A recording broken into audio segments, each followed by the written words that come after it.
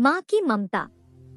एक छोटे से कस्बे में समीर नाम का एक लड़का रहता था। बचपन में ही पिता की मृत्यु हो जाने के कारण परिवार की आर्थिक स्थिति बड़ी दयनीय थी। समीर की माँ कुछ पढ़ी लिखी जरूर थी, लेकिन उतनी पढ़ाई से नौकरी कहाँ मिलने वाली थी। सो घर घर बर्तन मांजकर और सिलाई बुनाई का काम करके किसी तरह अपने बच्चे को पढ़ा लिखा रही थी। समीर स्वभाव से थोड़ा शर्मीला था और अक्सर चुपचाप बैठा रहता था। एक दिन जब वो स्कूल से लौटा तो उसके हाथ में एक लिफाफा था। उसने माँ को लिफाफा पकड़ाते हुए कहा, माँ, मास्टर साहब ने तुम्हारे लिए ये चिट्ठी भेजी है, जरा देखो तो इसमें क्या लिखा है।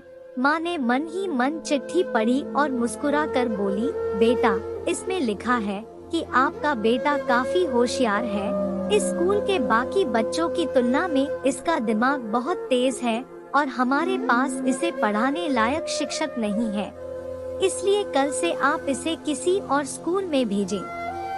यह बात सुनकर समीर को स्कूल न जा सकने का दुख तो हुआ, पर साथ ही उसका मन आत्मविश्वास से भर गया कि वो कुछ खास है और उसकी बुद्धि तीव्र है। माँ ने उसका दाखिला एक अन्य स्कूल में करा दिया। समय बीतने लगा। समीर ने खूब मेहनत से पढ़ाई की। आगे चलकर उसने सिविल सर्विसेज परीक्षा भी पास की और आईएएस ऑफिसर बन गया। समीर की माँ अब बूढ़ी हो चुकी थी और कई दिनों से बीमार भी चल रही थी और एक दिन अचानक उनकी मृत्यु हो गई। समीर के लिए ये बहुत बड़ा आघात था। वह बिलखबिलक कर रो पड़ा। उसे समझ नहीं आ रहा था कि अब अपनी माँ के बिना वो कैसे जिएगा। रोते रोते ही उसने माँ की पुरानी अलमारी खोली और हाथ में उनकी माला, चश्मा और अन्य वस्तुएं लेकर चूमने लगा। उस अलमारी में समीर के पुराने खिलौने और बचपन के कपड़े तक संभाल कर रखे हुए थे। समीर एक एक कर सारी चीजें निकालने लगा और तभी उसकी नजर एक पुरानी चिट्ठी पर पड़ी। दरअसल ये वही चिट्ठी थी जो मास्टर साहब ने उसे 18 साल पहले दी थी।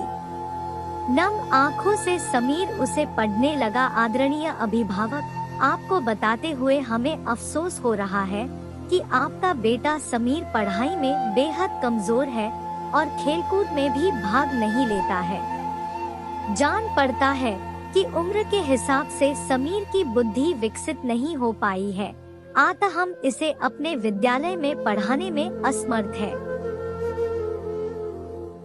आपसे निवेदन है कि समीर का दाखिला किसी मंदबुद्धि विद्यालय में कराएं अथवा खुद घर पर रखकर इसे पढ़ाएं।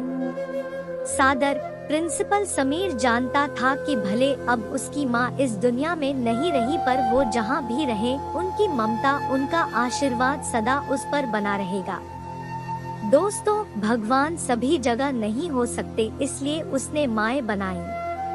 माँ से बढ़कर त्याग और तपस्या की मूरत भला और कौन हो सकता है। हम पढ़ लिख लें, बड़े होकर कुछ बन जाएं, इसके लिए वो चुपचाप ना जाने कितनी कुर्बानियाँ देती है। अपनी जरूरतें मार कर हमारे शौक पूरा करती है। यहाँ तक कि संतान बुरा व्यवहार करे तो भी माँ उसका भला ही सोचती है। सचमुच माँ जैसा कोई नहीं हो सकता।